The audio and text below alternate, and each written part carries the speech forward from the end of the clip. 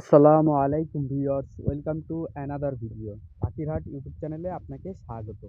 বরাবরের মতো চলে আসলাম নতুন আরও একটি ভিডিও নিয়ে। তো আপনারা কে কোথা থেকে দেখতেছেন দয়া করে চ্যানেলটি সবাই সাবস্ক্রাইব করে দিবেন। আরও একটি কথা না বললেই নয়, সেটা হলো এই মুহূর্তে যদি আমার ভিডিওটা আমার চ্যানেলে আপনি নতুন হয়ে থাকেন দয়া করে চ্যানেলটি সাবস্ক্রাইব করুন। তো এই যে গ্রিড মিক্সের অনেক উপাদান আছে। তো আমি এখানে সব উপাদান দেই নাই, সবগুলা বলতে কি এখনো পিঙ্ক সল্ট আর হলো সমুদ্রের ফেনা এগুলা দেওয়া বাকি আছে।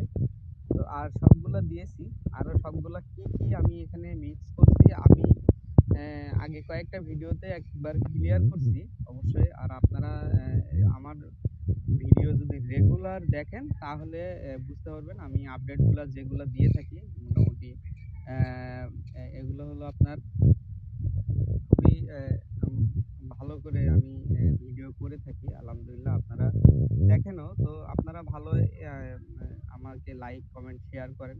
তো যাই হোক, বেশি কথা না বললেই নয়।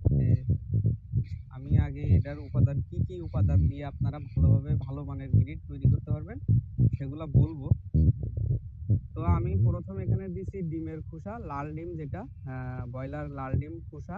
আর হলো এখানে কাঠকয়লা। কাঠকয়লা বলতে কাঠকয়লা ২ ধরনের কাঠকয়লা দিলে ভালো হয়। সেটা হলো নিম কাঠ আর হলো আপনার এই মেহগনি কাঠ। মেহগনি কাঠ আর নিম কাঠের এগুলা দিলে খুবই ভালো হয়। আর হলো এখানে দিয়েছি আপনার সাদা স্টোন, সাদা স্টোন আর আছে হলো শামুক, শামুক ঝিনুক যেটা বলে, ঝিনুকের গুঁড়া, শামুকের গুঁড়া। আবার হলো আছে আপনার গিরিট তো আছে।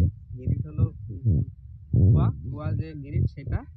আরো আছে এখানে আপনার আমি কিছু মাটি মিক্স করছি, মাটিও আছে এখানে।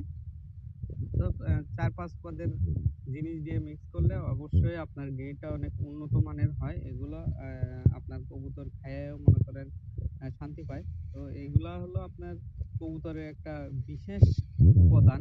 বিশেষ উপাদান বলতে হলো আপনার কবুতরকে ভালো সুস্থ রাখার জন্য গ্রিটের কোনো তুলনা হয় না। এগুলো হলো আপনারা বড়, বড় যারা আছেন তারা অবশ্যই জানেন। গ্রিটের কোনো উপাদান, গ্রিটের কোনো